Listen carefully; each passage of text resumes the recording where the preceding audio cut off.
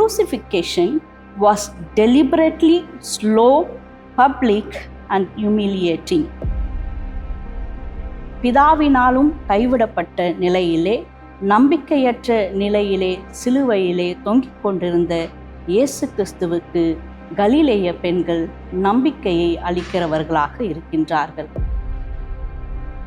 உயிர்த்தெழுதலின் செய்தியை அறிவிக்க அவர்களிடம் பொறுப்பை ஒப்புக்கொடுக்கின்றார்.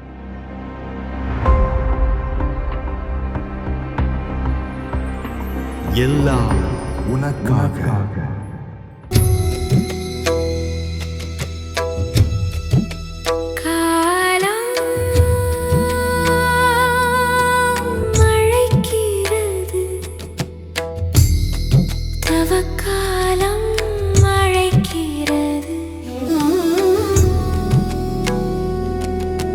மன்னக வாழ்வின் உன்னதமுணர விண்ணக வாழ்வை மண்ணிலும் கொணர. மன்னக வாழ்வின் உன்னதமுணர விண்ணக வாழ்வை மண்ணிலும் கொணர. மண்ணாயிருக்கும் நாம் மண்ணுக்கு திரும்பும்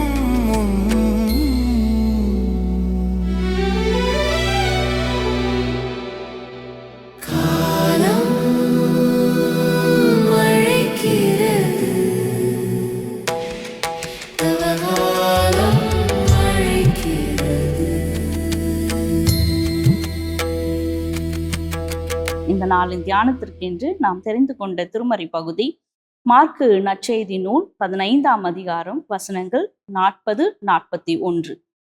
பெண்கள் சிலரும் தொலைவில் நின்று உற்று நோக்கி கொண்டிருந்தனர்.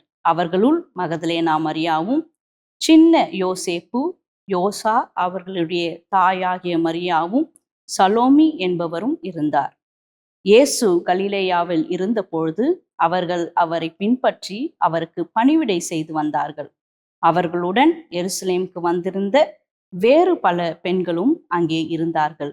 அன்புக்குரியவர்களே, மாற்கு நற்செய்தியாளர் மட்டுமல்ல, நம்முடைய திருமறையில் இருக்கின்ற 4 நற்செய்தியாளர்களும் இயேசு கிறிஸ்துவின் பெண் சீடர்கள் இயேசு கிறிஸ்துவின் சிலுவை அருகில் இருந்ததாக குறிப்பிட்டிருக்கிறார்கள். குறிப்பாக மாற்கு மற்றும் மத்தேயு நற்செய்தியாளர் இயேசு கிறிஸ்துவின் பெண் சீடர்கள், குறிப்பாக கலிலேயாவில் இருந்து வந்த பெண் சீடர்களுடைய பெயர்களை குறிப்பிட்டு அவர்கள் இயேசு கிறிஸ்துவுக்கு கலிலேயாவில் திருப்பணிக்கு உதவியாக இருந்ததாகவும் இயேசு கிறிஸ்துவுக்கு பணிவிடை செய்ததாகவும் குறிப்பிட்டிருக்கின்றார். அதே போல லூக்கா நற்செய்தியாளர்கள் குறிப்பிட்ட பெயர்களை பதிவு செய்யவில்லை என்றாலும் கலிலேயாவில் இருந்து அவரை பின்தொடர்ந்து வந்த சீடர்கள் சிலுவையின் அருகில் இருந்ததாக குறிப்பிடுகிறார். யோவான் நற்செய்தியாளர் கலிலேயா பெண்கள் என்று பதிவிடவில்லை என்றாலும் பெயர்களை பதிவு செய்திருக்கிறார். அதோடு அப்பெண்களை சிலுவையின் அருகில் நிறுத்தியிருக்கின்றார். இப்பெண்கள் எத்தகைய சூழ்நிலையில் சிலுவையின் அருகில் நின்றார்கள் என்பதை நாம் புரிந்து கொள்ள வேண்டும் என்றால் சிலுவை மரணத்தின் வீரியத்தை நாம் புரிந்து கொள்ள முற்பட வேண்டும். அரசுக்கு எதிராக, அதிகாரிக்கு எதிராக கேள்வி எழுப்புகிறவர்கள் எப்படிப்பட்ட தண்டனைக்கு உட்படுவார்கள் என்று எச்சரிக்கும் நோக்கத்தோடும் அவர்களை அச்சுறுத்தும் நோக்கத்தோடும் இத்தண்டனை வழங்கப்பட்டது என்பதை நாம் உணர்ந்து கொள்ள வேண்டும். சிலுவை மரணம் திட்டமிட்டு மெதுவாகவும் பொது வெளியிலும் அவமதிப்புக்குரியதாகவும் இருந்தது. அடிக்கப்பட்டு காயத்தை ஏற்படுத்தி நிர்வாணப்படுத்தப்பட்டு அல்லது அரை நிர்வாணமாக ஊர்வலமாக கொண்டு செல்லப்பட்டு சிலுவையில் அடையப்படுவர். அந்த நபர் மரிக்க பல மணி நேரம் ஆகலாம் அல்லது பல நாட்கள் கூட ஆகலாம். அந்த பல மணி நேரம், பல நாட்கள் அந்த சிலுவை மரணத்தை கண்டு கொண்டிருந்த அநேகருக்கு அச்சுறுத்தலையும் பயத்தையும் மன ரீதியான பல வலிகளையும் உண்டு பண்ணியது. சிலுவை தண்டனை கொடுக்கப்பட்டவர் மட்டும் வலியை அனுபவிக்கவில்லை, மாறாக அந்த சிலுவை தண்டனையை காண்பவர்களும் பல மன உளவியல் மன அழுத்தங்களை வேதனைகளையும் அனுபவித்தார்கள் என்பதுதான் உண்மையான நிலை. இத்தகைய வலிமிகுந்த தண்டனையை மக்கள் காண்பதற்கும் கூட அஞ்சி அவர்கள் தண்டனை கொடுக்கும் இடத்திற்கு அருகில் கூட வர முற்பட மாட்டார்கள். அதை பார்ப்பவர்களுக்கும் மிகுந்த மனவேதனையும் நெடுங்கால மன அழுத்தத்தையும் உண்டாக்கியது. சிலுவை மரணத்தை கண்ட மக்கள் பல உளவியல் சார்ந்த வலிகளை அனுபவித்தார்கள். இத்தகைய பெரும் மன வலியை ஏற்படுத்தக்கூடிய இடத்திற்கு வரும் அளவுக்கு மன வலிமை கொண்ட இந்த பெண்கள் யார்? எப்படி இவர்களால் இத்தகைய மனவேதனையை எதிர்கொள்ள முடிந்தது? அவர்களுக்கு இந்த தைரியத்தை கொடுத்தது எது?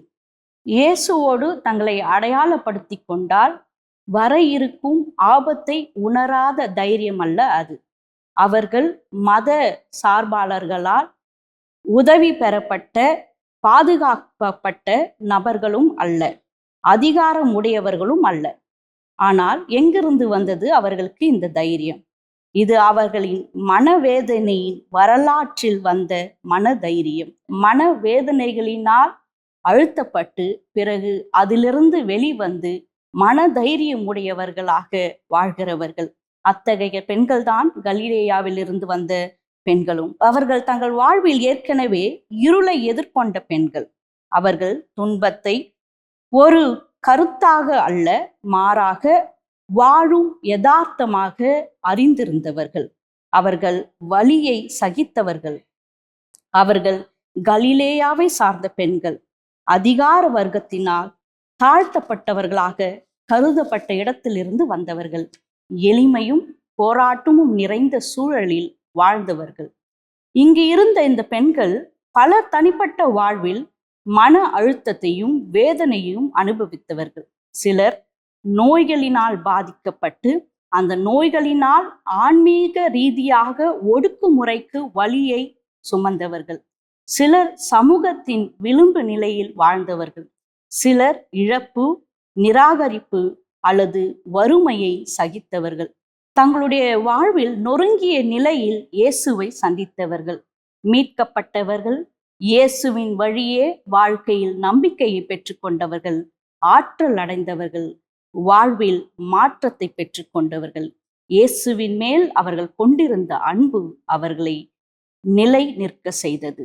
அவர்கள் துன்பப்பட்டிருந்ததினால் துன்பத்தினால் எளிதில் அசைக்கப்படவில்லை. அவர்கள் நொறுக்குதலை அறிந்திருந்ததினால் நொறுக்குதலின் முன்னிலையில் அவர்கள் நிற்க அஞ்சவில்லை. அவர்கள் மீட்கப்பட்டிருந்ததினால் எல்லாம் இழந்து விட்டதாக தோன்றிய போதும் அவர்களால் நிலை நிற்க முடிந்தது. அவர்களில் கடந்து வந்த துன்பம் அவர்களை பலவீனப்படுத்தவில்லை, மாறாக அவை அவர்களை வடிவமைத்தது. அவர்களுடைய மன வலிமை அவர்களுடைய மன வேதனையிலிருந்து உருவாக்கியது. தாங்கி நிற்கும் மன உறுதி, துணை நிற்கும் கருணை, நம்பிக்கையற்றதாய் தோன்றிய போதிலும் தளராத பற்றுறுதி, இந்த பண்புகளினால்தான் அவர்கள் சிலுவையிலிருந்து விலகி செல்லவில்லை. இந்த பெண்கள் இயேசுவின் சிலுவையில் அறையப்படும் நிகழ்வை தடுக்க சக்தியற்றவர்கள். அவர்களால் இயேசு கிறிஸ்து சிலுவையில் அறையப்படுவதை தடுக்க முடியவில்லை. என்ன நடக்கிறது என்பதை குறித்ததான முழுமையான புரிந்து கொள்ளுதலும் அவர்களிடத்திலே இல்லை. ஆனாலும் அவர்கள் அங்கேயே இருந்தார்கள். கலிலேய பெண்களைப் போல நமது துன்பமும் வலிகளும் ஊற்றாக மாறக்கூடும். அது நமது இரக்கத்தை ஆழப்படுத்தக்கூடும். அது நமது விசுவாசத்தை பலப்படுத்தக்கூடும். மற்றவர்களால் நிற்கக்கூட முடியாத இடத்தில் நிற்பதற்கான தைரியத்தை அது நமக்கு தரக்கூடும். எல்லா ஆற்றலும் கொண்டிருந்த இயேசு கிறிஸ்து ஆற்றலற்றவராய், எல்லாவற்றையும் இழந்தவராய், மறுதலிக்கப்பட்டவராய், பொய் சாட்சிக்கு உட்பட்டவராய், தம்முடைய பிதாவினால் கைவிடப்பட்டவராய், தம்முடைய சீஷர்களால் மறுதலிக்கப்பட்டவராய், உடல் அளவிலும் மன அளவிலும் வேதனைக்கு உட்பட்டவராய் நின்று கொண்டிருந்தார். தனியாக கைவிடப்பட்ட நிலையிலே, நம்முடைய பிதாவினாலும் கைவிடப்பட்ட நிலையிலே, நம்பிக்கையற்ற நிலையிலே சிலுவையிலே தொங்கிக் கொண்டிருந்த இயேசு கிறிஸ்துவுக்கு கலிலேய பெண்கள் நம்பிக்கையை அளிக்கிறவர்களாக இருக்கின்றார்கள். அவர்களால் அந்த சூழ்நிலையை மாற்ற முடியவில்லை என்றாலும் அவருடைய இருத்தல் நிலை இயேசு கிறிஸ்துவுக்கு நிச்சயமாகவே ஒரு நம்பிக்கையை கொடுத்திருக்கும். எல்லாம் முடிந்தது என்ற நிலையில் சிலுவையில் தொங்கிக் கொண்டிருந்த இயேசு கிறிஸ்துவுக்கு கலிலேயா பெண்களுடைய இருப்பு நிலை ஒரு புது நம்பிக்கையை அளித்திருக்கின்றது. ஆகவேதான் உயிர்த்தெழுதலின் செய்தியை அறிவிக்க அவர்களிடம் பொறுப்பை ஒப்புக் கொடுக்கின்றார். அது துவங்கி திருச்சபையின் வரலாற்றில் பெண்களுடைய பங்களிப்பை நாம் அறிந்திருக்கிறோம். இந்த நாள் வரையும் வலியிலும் மனவேதனையிலும் இருந்த பெண்கள் மன வேதனையை தகர்த்து தைரியம் பெற்று ஆற்றல் பெற்று திருச்சபையின் கட்டுமானத்திற்கென்று திருச்சபையின் உருவாக்கத்திற்கென்று தங்களுடைய வாழ்வையும் அர்ப்பணித்துக் கொண்டிருக்கின்றார்கள். அன்புக்குரியவர்களே, கலிலேயா பெண்களைப் போல நாமும் துன்பத்திலும் தனிமையிலும் கைவிடப்பட்ட நிலைமையிலும் இருக்கின்ற மக்களோடு நம்மை இணைத்து கொண்டு அவர்களுடன் அவர்கள் அருகில் நிற்க அழைக்கப்பட்டிருக்கின்றோம். நம்மால் அவருடைய நிலையை மாற்ற முடியாமல் இருக்கலாம். ஆனால் துயரப்படுகிறவர்களோடும் ஒடுக்கப்பட்டவர்களோடும் புறக்கணிக்கப்பட்டவர்களோடும் உடைக்கப்பட்டவர்களோடும் நாம் உடன் இருப்பது நம்முடைய அழைப்பு என்பதை நாம் புரிந்து கொள்ள வேண்டும். உடல் இருத்தல் அவர்களுக்கு நம்பிக்கையற்ற நிலையிலே பல நம்பிக்கையை அளிக்கிறதாக இருக்கின்றோம். மன வேதனைகளை அனுபவித்திருக்கின்ற நாம் நம்மை போல் மனவேதனையில் இருக்கிற அநேகருக்கு நாம் எப்படி மன வலிமையை பெற்றுக்கொண்டு ஆற்றலை பெற்றுக்கொண்டு வீர்கொண்டு எழுந்து நற்செய்தியை அறிவித்துக் கொண்டிருக்கிறோமோ அவ்வாறு அவர்களும் மன அழுத்தத்திலிருந்து மனவேதனையிலிருந்து விடுபட்டு மன வலிமை பெற்று ஆற்றலுடையவர்களாக வீர்கொண்டு எழ நாம் ஒவ்வொருவரும் லெந்து காலத்திலே நம்மை நாமே அர்ப்பணிப்போம். மனதை திறப்போமா, மௌனம் களைவோமா.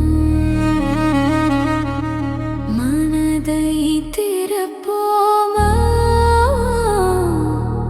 மௌனம் களைவோமா. சிந்தனை சொல் செயல் நித்தமும் சோதித்து அவர் நிந்தனை பாடுகள் உள்ளத்தில் தியானித்து இறையோடும் பிறரோடும் ஒப்புரவாகிட திரும்பி வருவோமா, திரும்பி வருவோமா, திரும்பி வருவோம் நாம், திரும்பி வருவோம்.